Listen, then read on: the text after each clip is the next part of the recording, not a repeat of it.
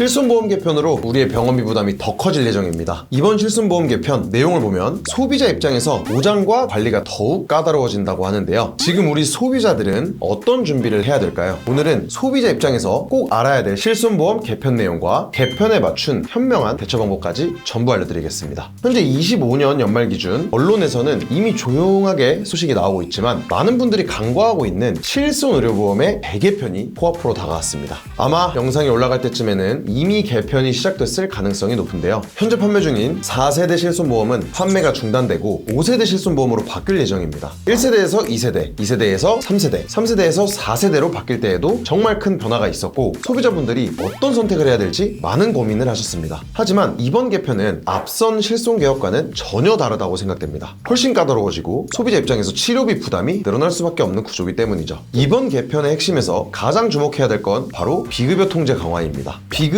자기부담 확대, 이용량 기반 관리, 심사 통제 강화 등 소비자 입장에서는 앞으로 치료를 받아도 실손보험만으로는 여태 우리가 누렸던 것만큼 치료비를 보전받기 어렵다는 불안감이 생길 수밖에 없을 것 같습니다. 그래서 우리는 앞으로 생길 이 보장 공백에 대비할 대책을 세워야 하는데요. 그 해답은 바로 정액형 수술비 보험입니다. 많은 전문가들이 실손보험 개편으로 인해 생기는 공백을 정액형 수술비 보험으로 메꿀 수 있을 거다라고 이야기를 하는데요. 왜 그렇게 이야기하는지 이유와 팩트체크부터 해드리겠습니다. 사실 정액형 수술비 보험이 실손보험의 보완제로 주목받기 시작한 건 이번이 처음이 아닙니다. 실손보험은 예전부터 계속해서 점점 복잡하고 까다로워지는 반면 정액형 담보들은 단순한 구조로 확실하게 보장해주는 보험이기 때문인데요. 4세대 실손보험의 비례보상 구조만 보더라도 내가 낸 돈에서 급여 20%, 비급여 30%를 공제하는 복잡한 자기부담금이 존재하며 연간 비급여 보장 한도도 5천만 원으로 제한됩니다. 게다가 내 의지와 상관없이 5년마다 보장 내용이 변경될 가능성이 높죠. 반면 정액형 수술비 보험은 정액 보상 구조입니다. 자기부담금이 아예 없어서 수술만 하면 정해진 금액을 100% 지급하는 단순하고 확실한 구조의 질병수술비는 동일질병 연간 1회 한도로 반복 지급되는 구조까지 갖추고 있죠. 그리고 한 번 가입하면 만기까지 보장이 유지되기 때문에 5년마다 변경되는 실손보험의 불안정성을 완벽하게 커버해줄 수 있는 거죠. 앞서 말씀드린 것처럼 개편되는 5세대 실손보험은 비급여 항목에 대한 심사와 통제가 더욱 까다로워질 것으로 예상되는데요. 고가의 비급여 수술을 받더라도 기존 실손에서 기대했던 만큼 보장받지 못할 수도 있다는 점이 소비자 입장에서 제일 불안한 부분일 것 같습니다. 하지만 수술비 보험은 수술 행위 자체로 판단해서 보험금을 지급하기 때문에 실손보험처럼 자기부담금 증가나 비급여 이용량에 따라 보장이 줄어들 위험도 전혀 없죠. 특히 수술에 대해 정해진 금액을 반복해서 받을 수 있는 질병수술비 특약은 앞으로 우리 실생활에서 가장 활용도가 높은 특약 중 하나로 자리 잡을 가능성이 커 보입니다.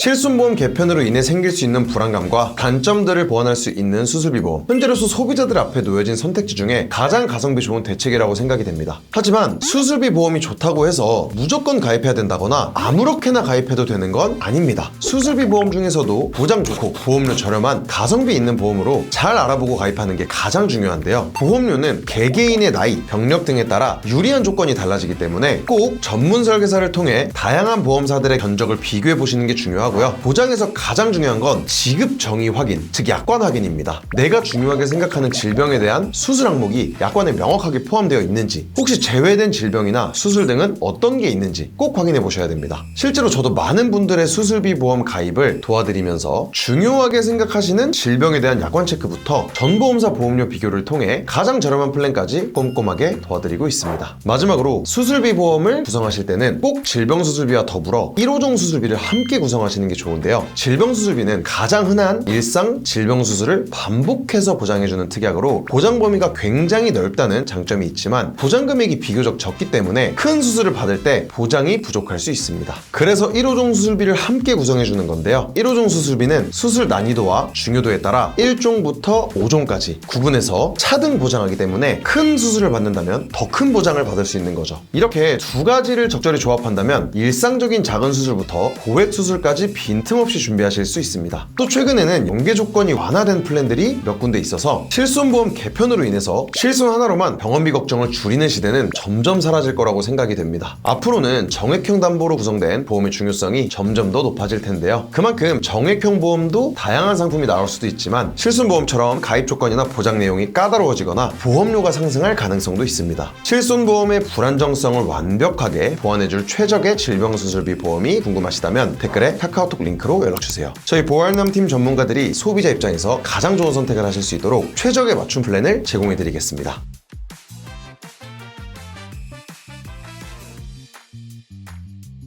보는 광고는 손해보험 광고 심의 기준을 준수하였으며 유효기간은 심의일로부터 1년입니다.